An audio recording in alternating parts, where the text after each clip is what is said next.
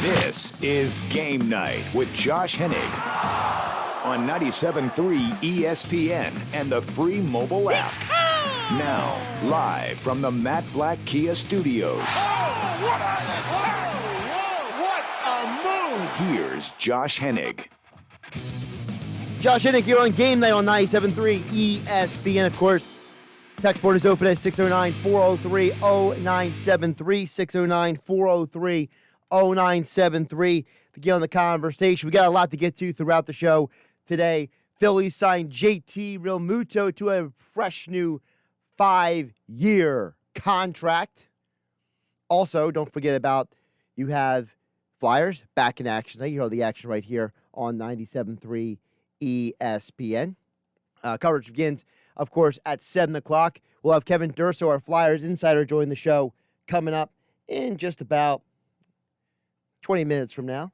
The preview of the game, of course, Brian Elliott is in goal tonight. It is not Carter Hart, so a little bit different, a little bit something else going on with the game tonight. So what does that mean for the Flyers? What is the deal with that? We'll get into all that with Durso coming up here on 97.3 ESPN. And, of course, we are, in a moment, live on Facebook, YouTube, and Twitter. Of course, 97.3 ESPN on all of those platforms if you want to watch the show in real time. Of course, Josh Hennig here. We got to get to this JT Realmuto stuff first. I can't even think about anything else because this is such a big deal for the Phillies to get this guy back. For the Phillies to get JT Realmuto back in is such a big deal. And let me explain to you why for a couple reasons. First of all, I want to remind you that the full details of the Phillies re-signing JT Realmuto is over at 973ESPN.com. But here's the deal with Realmuto coming back. This is huge because this is a signal to the rest of Major League Baseball. This is a signal to the rest of Major League Baseball how serious you are about being a contender, about taking care of your superstars. Do not ever underrate the importance of that. When you have a situation where you have a star like Bryce Harper, you have to do whatever it takes to work with him, to put this team in a position to show him how serious you are. I don't think there have been times that this organization has been showing you how serious they should be about winning games until they hire Dave Dombrowski. Now that they have Dave Dombrowski, you can say, we are serious. We are legitimate. We don't just have some random dude running the organization who looks like he should be carded at the liquor store, okay? No, you have a legitimate guy who's been around the game for a long time. Someone who has enough experience in just one hand that he can run the organization. So him coming in is a huge, huge deal. And now you have JT Realmuto coming back. So you're saying we're serious about winning. We take care of our star players. Because we didn't just give JT Realmuto a contract. We gave Bryce Harper the guy that he wanted. So we take care of our stars. We take care of our guys with money. We give our locker room what they want. Everybody and their mother wanted JT Realmuto back in this city. I can't tell you a single Phillies fan who in their right mind said, I don't want JT Realmuto. No, nobody said that. And most people didn't even care how much money he took. Most people don't even realize that the Phillies got a slight discount in terms of going out and getting this guy for the $115 million when the reports he won $150 million. So when you break it down, this is a win-win for everyone. Everyone. That's the first thing. This is a win-win for everybody. Second thing is, keep this in mind. If you are serious about winning long-term, you absolutely must make sure that you have all the pieces in place. There is at no point in time you can go out there and say, we want to be a championship winning organization, but we're not going to re-sign the best catcher in baseball. Go back 16 years if you're a Phillies fan or a Philadelphia sports fan in general. And by the way, it's a coincidence that I'm wearing a red shirt today. I didn't know the Phillies were re-signing JT Realmuto, but guess what? It happened, and I'm wearing a red shirt. So guess what? Something to that, I don't know. But anyway, go back to 2004. Remember when the Phillies got Jim Thome? When they got Jim Thome, it was a sign to the rest of Major League Baseball that the organization was serious about going in a different direction. That they opened their new ballpark, Citizens Bank Park. They brought in this superstar slugger. That they were putting themselves in a position to be successful. In 2004, the Phillies were saying to the whole world, we have a new ballpark. We have put out money to sign a superstar slugger. We are serious about not being the laughingstock of baseball anymore. And guess what? 4 years later, they win the World Series. They go back to another year later. They're contenders. They change the perception of the organization. To me, JT Realmuto is a similar sign. It's a signal to everyone, free agents, other players on other teams, other organizations, player agents, the media, the fans. It's a sign to everyone. We are serious about turning things around. We are serious about moving things forward. Because if you don't sign JT Realmuto, you know what you're telling everybody? We're not willing to spend money. You're telling everybody we're not serious about being a championship organization. You're telling the entire world that you don't care about your players. You don't care about your superstar. It's ignorance.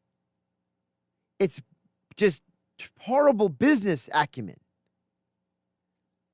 You're in the business of gaining eyeballs. If you didn't sign JT Realmuto, you're literally telling your fans, don't watch us. We don't care. Not saying this organization has been great at marketing itself or putting itself in a position to be something you want to watch every day, but obviously having JT Realmuto with Bryce Harper is a huge step in the right direction. Having Aaron Nola is a huge step in the right direction. Now, I'm with Mike Gill, what he said about 30 minutes ago. If they signed Trevor Bauer, I'd be ecstatic. I'd be like, let's go. Resigning JT Realmuto, it's more of like this had to be done. It was a very matter-of-fact thing. And I can't think of a single Phillies fan who would have been okay with letting this guy walk in any sense. And now the Phillies can go into the season putting their stamp on the organization saying, listen, we got a legitimate executive running the organization now. We re-signed our star catcher. We are doing what it takes to keep the locker room and our star player, Bryce Harper, happy. We are going to spend money. We are serious about trying to be a winning team sooner than later. Now, what if they do this year? I don't know. I can't tell you they're going to be better than the Braves. I don't know if they're better than the Mets and the Nats, but you know what? At least they're going to be competitive. At least they're going to be interesting. They need to improve their starting pitching, absolutely. Maybe the bullpen pitches a little bit better. They win a few more games, sure. But at least at this moment in time, the Phillies are telling their fans, their players, and the baseball world, we are to be taken seriously. We are not here to be a laughingstock. We are not here to be a joke. We are not here to be mocked. We are not here to be poked fun at. We're moving in the right direction. And that's a big deal. Josh Hennig here on GameNight on 97.3 ESPN. Of course, the text board is open at 609-403-0973. And we are streaming live on Facebook, YouTube, and Twitter. Just follow 97.3 ESPN on Facebook, YouTube, and Twitter. You can watch me wearing a red shirt, not knowing the Phillies were going to give JT Realmuto a contract, but it just happened that way anyway. It's funny how those things happen, just happen sometimes. And I'm happy about it. I really am. I'm glad to see that the Phillies are being serious about trying to win sooner than later, because there is nothing more depressing in all of sports than a bad Phillies team. In my entire lifetime, the most depressing thing on planet Earth is an abominable Phillies team. I've seen some bad Eagle teams, but at least they're interesting, or at least they give you something to talk about, or they at least give you something that you can hang on to. I've seen some bad Sixer teams, but you know what? You're getting high draft picks. You can look forward to the draft. I've seen some poor Flyers teams, but you know what? At least they're going to go out there and win some games. They're not going to go out there and be over. They're going to win some games, and maybe they have some young talent that you look forward to.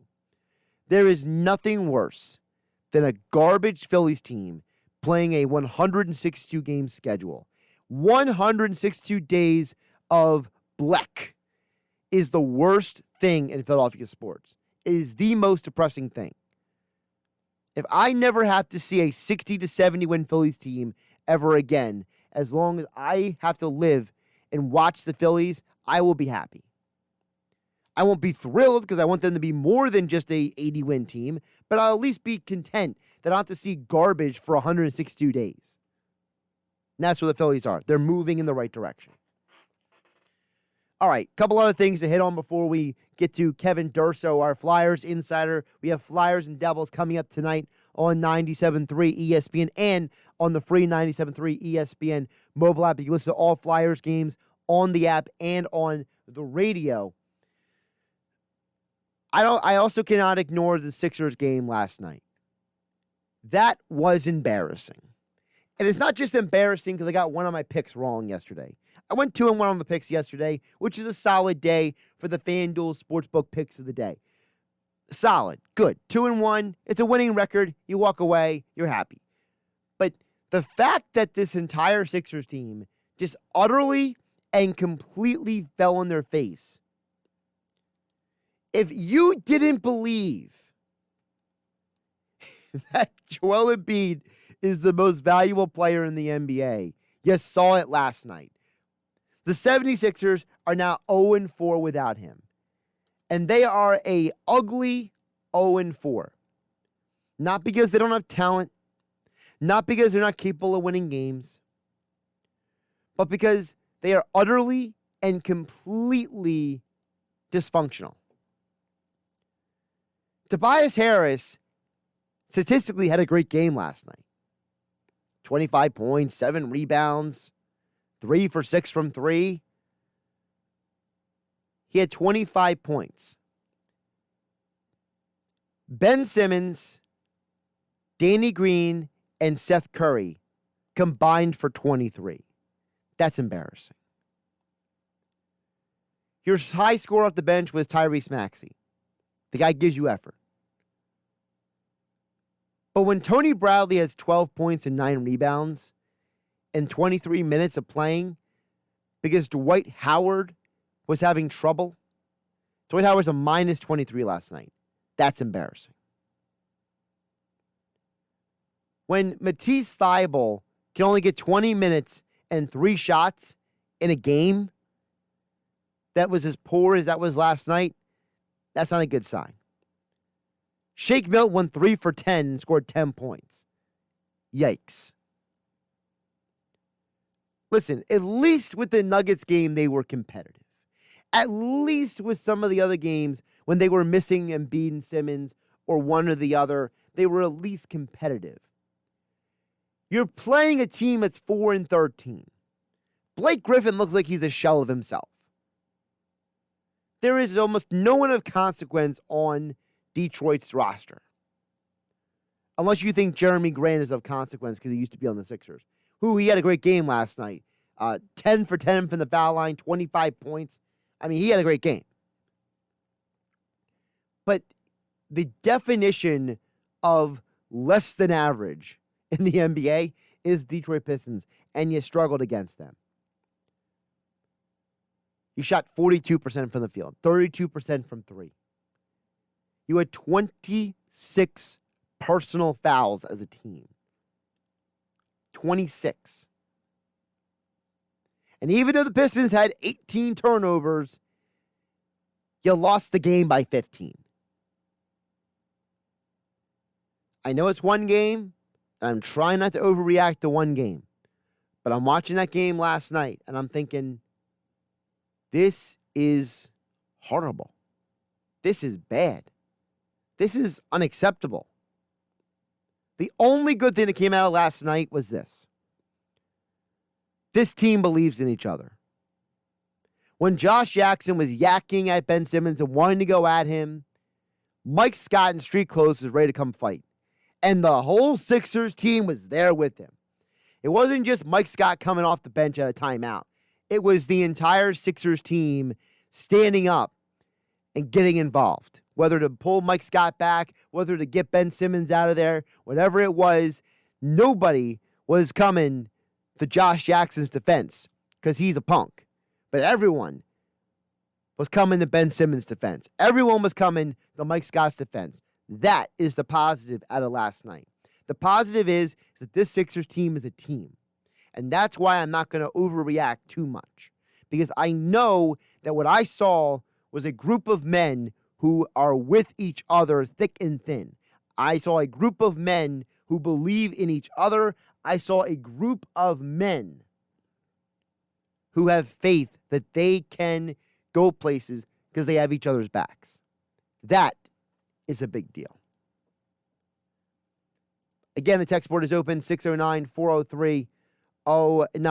Squeeze a couple texts before we get to the break. Kevin Durso, our Flyers insider, joins us on the other side. Dan EHC says the Phillies are still most important to me because baseball is every day. I totally agree, Josh. By the way, Embiid is the real deal. You take a superstar away from any team, they look bad. You're right, and I understand they're going to look bad, Dan, but for me, I need to see more quality production. I need to see a little bit more from my team than just 26 personal fouls and Dwight Howard, who averages almost double digits in rebounds a game coming off the bench, going out there getting, 4 or 5 rebounds? I can't see that on a night-to-night basis.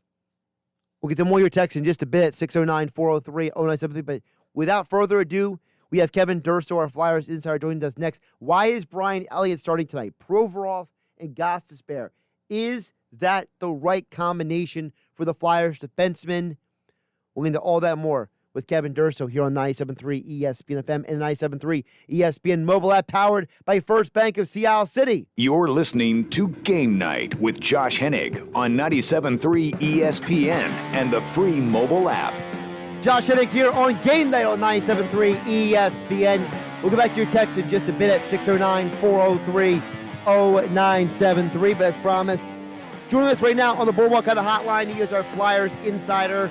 Check out his preview of the game and all of his coverage over at 97.3 ESPN.com. He is the one and only Kevin Durso here on Game Night as the Flyers take on the Devils tonight, the first of 2 games this week. Game tonight and then game on Thursday here on 97.3 ESPN at the top of the hour. Kevin, how you doing today?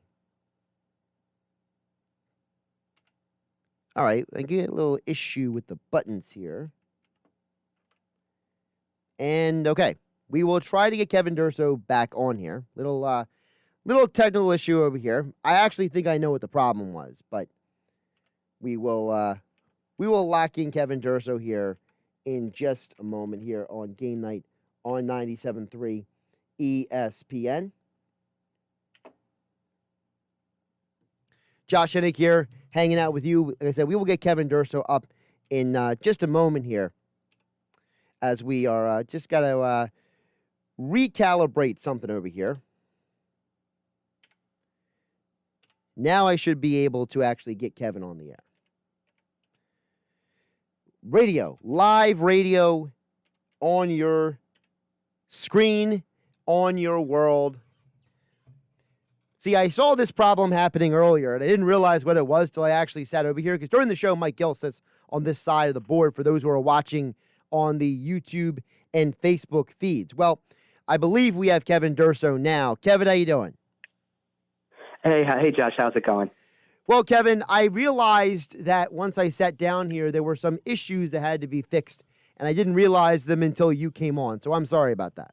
No, that's all good. No problem at all. So now that I have you, I got to talk some Flyers hockey with you, and I got to start with, I don't want to say it's a surprise, but it's interesting, and that's the guy in goal. the guy in goal is not Carter Hart tonight. It is Brian Elliott. Why is that? Well, for one, it's to get him some work because he's only started, I should say, the one game last Tuesday and has only played in 2 games so far this season. The team's played 6, so they need to give him some work. I also think that it's a nod to his performance in that Tuesday game, and it's not to say that everything that we've seen since then is all Carter Hart, but it's a way of saying possibly that right now in this moment, in this particular game tonight, that Brian Elliott might give them a better chance to win or at least draw a different response from the team in front of them.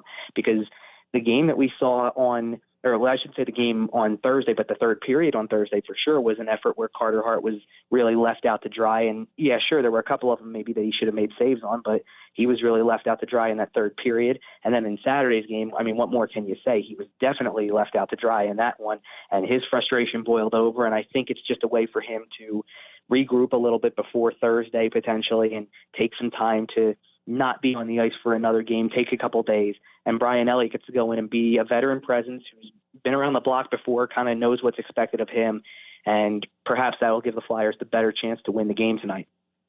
Now, it sounds like part of what you're saying also is this is not as much about Brian Elliott as much as it is about Carter Hart and giving a young goaltender, a guy who he's 21, 22 years old, maybe just a mental break early in the season. Is that a good way to read it?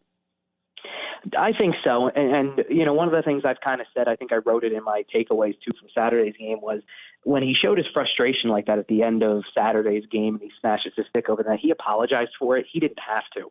The way they played in that game warranted that kind of response. And, Claude Giroux even said, I think it was yesterday he said this, that he wanted to smash his stick over the net too. He didn't do that obviously, but still the emotion is high with this group right now because they've had it handed to them twice this season so far, and it's only 6 games in. So I think this is about putting a presence back there. And, Brian Elliott's been there too. He's played a number of years in the league, so he's been there. He's done that. He kind of understands where the team's mindset is. And he even said that Sunday was a good day for the team because of the fact that they didn't have a practice. And when you get kind of this time to just sit in that moment and reflect, it can be good for the team to move on and kind of just have that day to not be on the ice, not think about it from that angle, and reflect on what you've done so far and take the time to, in your own mind, figure out what mentality you need to have to be better in the next game. So now that they've worked on things in practice, now that they're taking that step, they're going to get back on the ice tonight in this game. Now you get to address these situations on the ice and see if you can't come out on the other side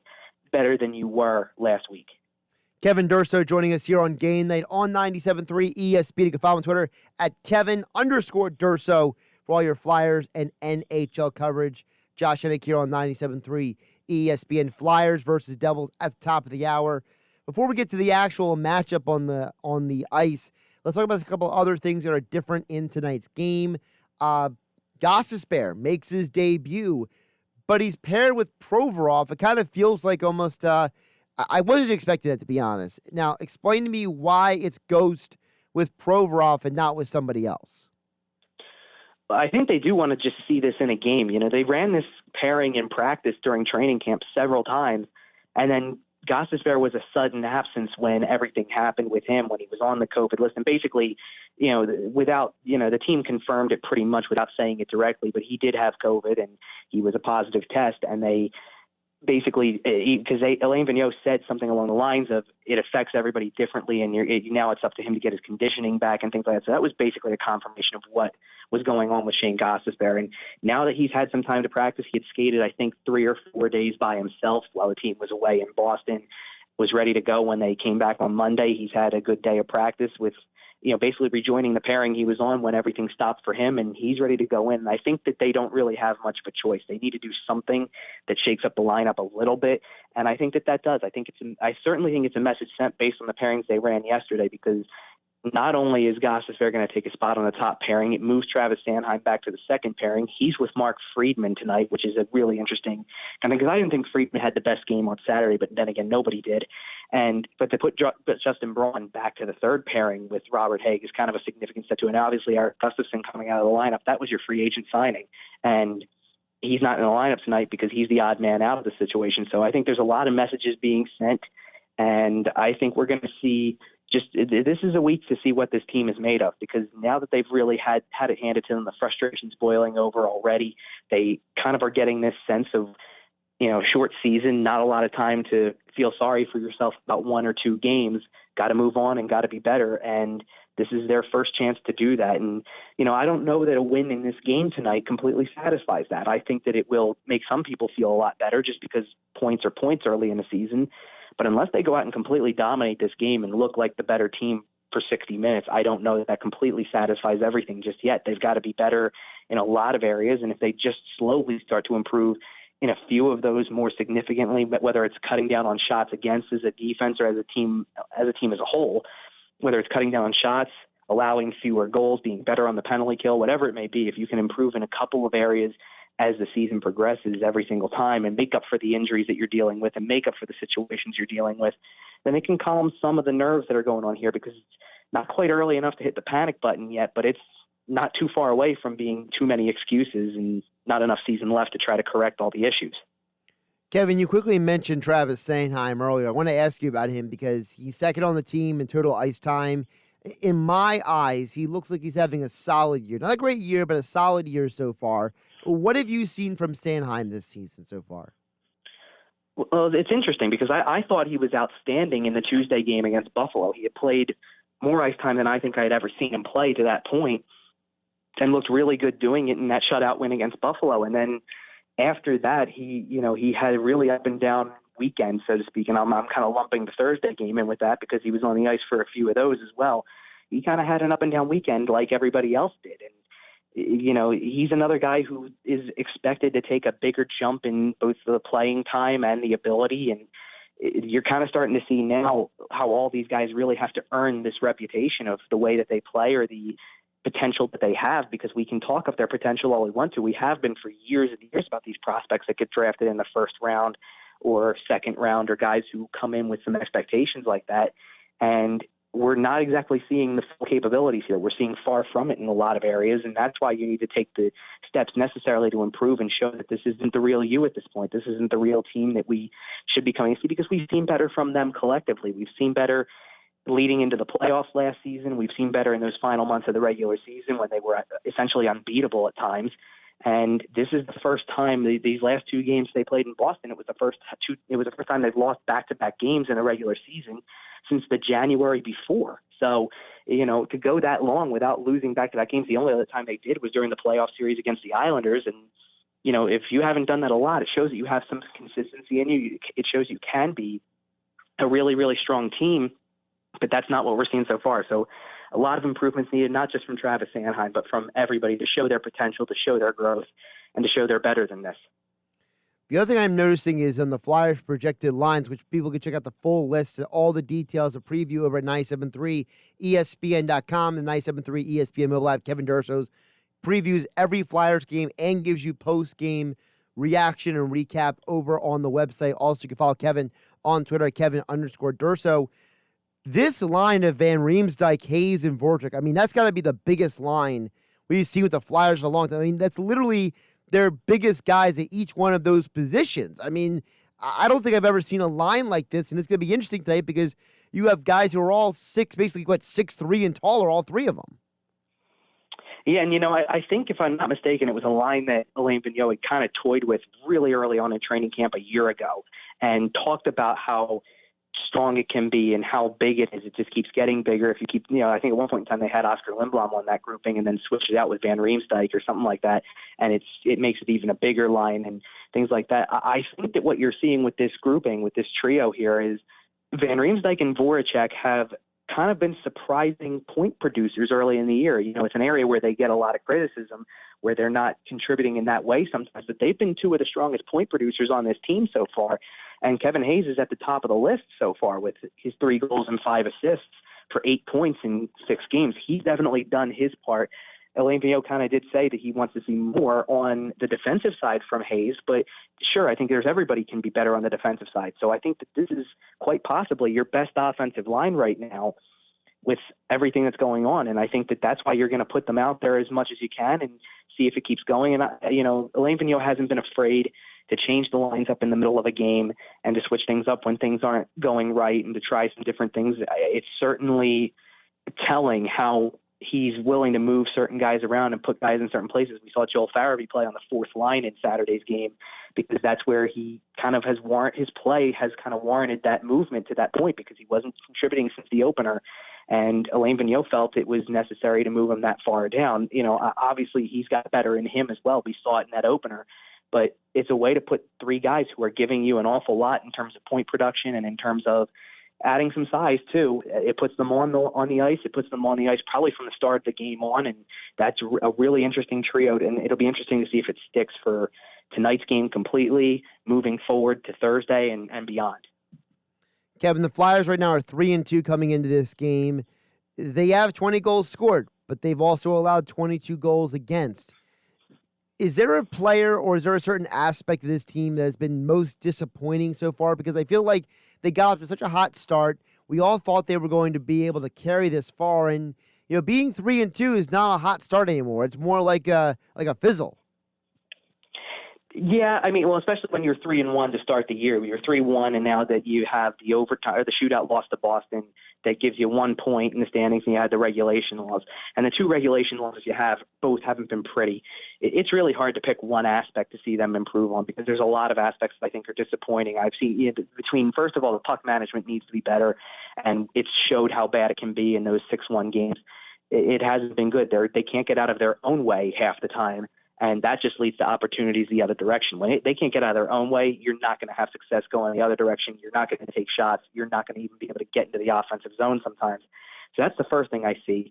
Another thing that I would probably point out that has been disappointing has been the team's forechecking. And I think it has a lot to do with the way that they've been able to pressure the opposing team sometimes into making a decision with the puck that isn't smart for them offensively. It might be getting to the red line, dumping it in, and then the Flyers are right there waiting with two defensemen back, maybe two forwards are kind of waiting past that first wave. That's when you get that F1, the first forward in on the forecheck. He's the guy who's really going hard. He applies the pressure single-handedly, and four guys are sitting back kind of just waiting for as the wall in front of the rest of the team there, and it leads to bad decisions going the other way. We're not seeing that from this team. We're seeing the forwards kind of be very not aggressive is the word, it's presumptuous almost, that they stand at the blue line in the defensive zone kind of waiting for the defensemen who are puck-moving defensemen to be able to kind of carry it up and make that next play. And you got to go back and at least give them a quick outlet here and make it easier on them as well. So I think we need to see commitment in the defensive zone to make it easier to get out of the zone and be smarter with the puck and be as smart as you can to make the right play and maybe keep it as simple as possible. Simplicity is really the name of the game right now when you're struggling in a lot of areas. The simple game can lead to a lot of success.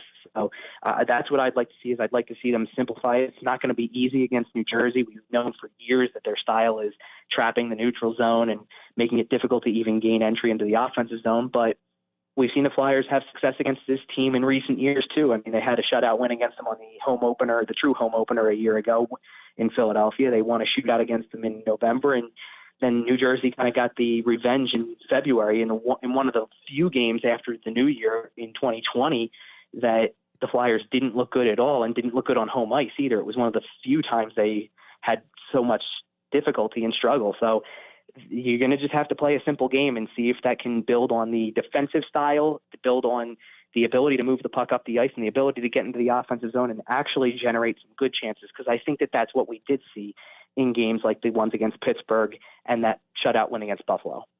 Let's talk about the Devils a little bit more because obviously this is a huge rivalry between the Flyers and the Devils for a very, very long time. I know Flyers fans sometimes cringe when they play the Devils for the reasons that you just mentioned. This team is 3-1-1, but it's honestly a strange 3-1-1 because it's like Jack Hughes, and is there really anybody else on this team? I mean, you have Kyle Palmieri, you have Miles Wood, Ty Smith's having a good start to the year, but I wouldn't say that this is a bunch of superstars on this team outside the big name Pekan Subban and Jack Hughes.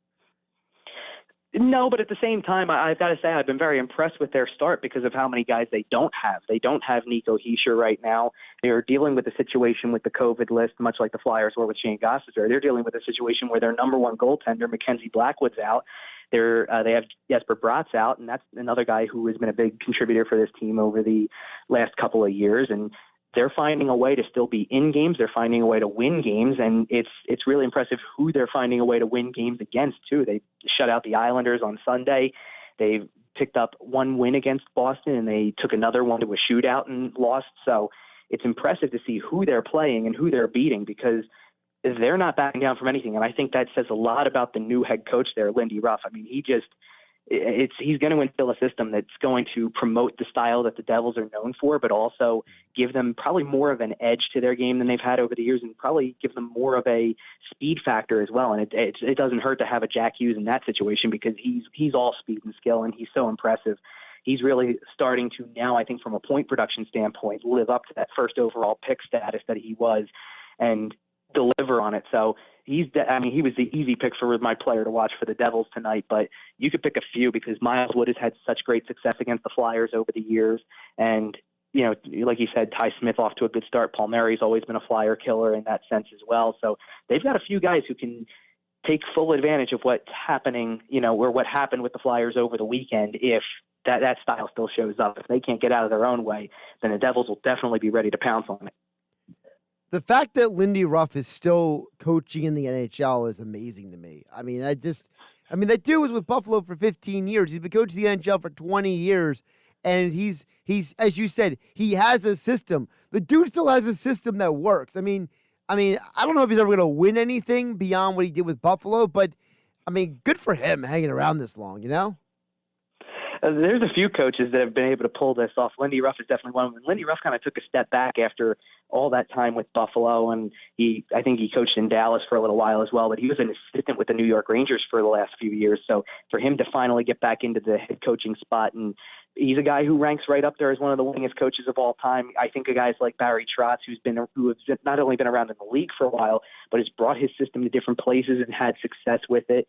You can't deny some of the other guys around the league whose names you just happen to know because of how successful they've been. I think of a Peter Laviolette. I think of a John Tortorella even, you know. I know people sometimes don't agree with John Tortorella's style and his attitude sometimes, but it's worked to win games, and it's worked to win the Stanley Cup one year, and he's had that success. So it doesn't surprise me in the least that there are guys out there who rank near the top of the list and wins all time coaching wise and still have success with their style and their systems, because they know how to coach guys. And you know, this is a thing where, you know, Alain Vigneault is part of this as well, because Alain Vigneault has been around for a long time, coached a bunch of different teams, and had success with them and getting them on playoff runs. And this is really an opportunity for the Flyers to show what they can take from him and how much of an impact he has, because we certainly felt that way last season as they took a step forward. But now we can kind of see if it really is his system, his style, and what he wants them to do, or if it's the players not living up to their full potential. Kevin, before I let you go, I'd be remiss if I didn't get your thoughts on the Pierre-Luc Dubois and Patrick Laine trade. Two big superstar-type players, two big names in the NHL, and a trade only basically 5-6 games into a season. You know, I want to get your thoughts on that. Well, I think the first thing I have to say about that is I know there were a lot of Flyers fans out there that were just aching to have a guy like Patrick Laine be a part of this team and be a true goal scorer and things like that. First of all, I say that is a luxury that takes sometimes many years to get when you have everything else figured out, when you have the goaltender, when you have a defensive system and a defensive core that works really well, when you have a lot of other forwards that fill the voids that you need. Then you can go out there and acquire a goal scorer if you have the space to do so. Another thing I'll say about him now is this trade has happened. It's over. Give it up and stop talking about Patrick Laine to the Flyers or anything like that, because that's not happening anytime soon with this team. They're not going to go out and just get a guy of that stature. I look at that situation and say it was a perfect storm situation. You know, you had a guy in Columbus and Pierre-Luc Dubois who was clearly having issues with the coaching staff, clearly having issues with whatever was going on in that organization. He kind of wanted out of that situation. It was no secret that Patrick Laine had expressed that he probably wasn't going to re-sign in Winnipeg after this season was over. And the other guy in that trade, Jack Roslovic, had expressed that he was never going to play for Winnipeg again. So he was sitting out the season to that point. So the three players that are involved in that trade all have a situation where they want out of what they're currently in and want a new beginning. And it just so happened to work out that way. I don't think that there is a deal that a lot of other teams could have created that would have fit the situation like that. I think I refer to it for the Flyers. If you wanted Patrick Laine that bad, then the deal would have started with Ivan Provorov or Travis Konecny. And I don't think you were going to part ways with either one of them, potentially both even, if it came to it, because that's what Winnipeg was asking from a lot of other teams. And in this situation, you hit the perfect situation with Pierre-Luc Dubois' situation, which was wanting out and not getting playing time and having it out with the coaching staff to an extent, and two guys in Winnipeg who were not coming back anytime soon and not going to be part of that team's long-term future. So you give it both guys a new beginning, and it's interesting because, a lot of people on the surface go, well, Columbus won that trade. And yes, they did re-sign already Roslovic to a new deal, but to me, the big piece is Laine. And if he's still on an expiring contract after this year. If you keep him long-term, then certainly it looks like a steal in that situation. But if he just goes back into the free agent market the same way that a guy like Artemi Panarin did when they had him, it could be a very short-lived situation there, and he's not even able to play yet because he's dealing with an injury. So in a shortened season, when he's not able to play, how many games are you going to get out of him before he does, get into the free agent market and goes after probably the big term and the big money? So it's an interesting situation, but I think it was a perfect storm situation that no other team could resolve. He's Kevin Durso. Make sure you follow him on Twitter at Kevin_Durso for all your Flyers NHL coverage. Flyers versus Devils coming up at the top of the hour right here on 97.3 ESPN. Check out all of Kevin's coverage over at 97.3 ESPN.com as all guests he appeared on the Boardwalk Honda Hotline. Kevin, always appreciate you jumping on the show, and I'm sure we'll be talking more about hockey. Maybe I'll bug you again with a random text about something. Sounds good. Thanks, Josh. Appreciate it. Josh Hennig here on Game Night on 97.3 ESPN. Don't forget, Game Night being brought to you by my friends over at weightliftinghq.com. Code RADIO10 at checkout for 10% off your entire order. Why is 10% off a great deal? Because 10% off squat and bench racks, kettlebells, dumbbells, cardio and fitness machines, resistance bands, whatever you need for your health and fitness goals, weightliftinghq.com is there to help you reach those goals. Whether you're someone who can't get out of the house because you're working from home and you got family to take care of, or maybe you're someone who just don't have time to go to the gym because of work and other obligations, and you need to get some equipment in your house, whatever your reason is, whatever your goal is, whatever your health and fitness need is, weightliftinghq.com is there to help you. They are located right here in South Jersey. They will deliver right to your home, help you get set up so you can get started ASAP. weightliftinghq.com, code RADIO10 at checkout for 10% off your entire order. That's RADIO10 for 10% off your entire order at weightliftinghq.com. We'll get back to the text board at 609-403-0973. Check out on your comments on Facebook, YouTube, and Twitter. We are streaming the show live for you to watch here in the Matt Black Kia Studios. I am Josh Hennig here on 97.3 ESPN and the text board at 609-403-0973. Now, more Game Night with Josh Hennig on 97.3 ESPN and the free mobile app. Josh Hennig here on 97.3 ESPN. We'll get back to your messages in just a moment at 609-403-0973 on the text board. And you can comment on Facebook, YouTube, and Twitter at 973 ESPN to watch the show live in the Matt Black Kia Studios on 97.3 ESPN. A little breaking news. No one elected to the Baseball Hall of Fame. Nobody met the minimum 75% threshold to get in, which is embarrassing. I get it. There's a group of people who are against the PED guys like Bonds and Clemens, but for them to get as close as they did and not get in, and for Kurt Schilling to be 16 votes away, the Baseball Hall of Fame is a museum. It's about the history of the game. If you are one of the best players of your generation, and you are part of the history of the game, and you are one of the best at what you did, you should be in. This idea that Bonds and Clemens shouldn't be in because of PEDs, to me, is ludicrous. PEDs don't make you hit 700-some home runs. PEDs don't make you a Cy Young Award winner. They just enhance your ability to do what you're already capable of doing. They only elevate what you're capable of doing. You want to tell the full history of the game of baseball, you put those guys in. You explain to the entire world why those guys are there, because they're an example of what you shouldn't do. Those guys are there because you're telling the entire world, hey, guess what? We live in a world where these things happened. We're not going to act like it didn't happen. We're not going to ignore it. We are going to acknowledge that these were great baseball players, but they cheated the game. You tell their story. You don't just keep them out because you want to treat the Baseball Hall of Fame like it's a religious institution. This is not church. This is sports. And there were some anonymous voters who we see the ballots online who either had a blank ballot or voted for only Omar Vizquel and Billy Wagner. I mean, that's embarrassing. That's embarrassing. I think anybody who sent in a blank ballot for the Baseball Hall of Fame should have their vote revoked, and anybody who voted for just Billy Wagner and Omar Vizquel should not be allowed to vote either. It's a museum about history. It's not about morality. Get your head out of the sand, you voters. Couple more texts, 609-403-0973. We talked about JT Realmuto earlier in the show, re-signed with the Phillies for a 5-year, $115.5 million contract. Texter says signing JT is big, but the Phillies still need arms. Their lineup can compete with any lineup in the National League, but their pitching is so far behind the Mets, the Braves, and the Nationals to realistically compete for the division. You're right. They do need more pitching. You're absolutely right, Texter. But you have to start somewhere.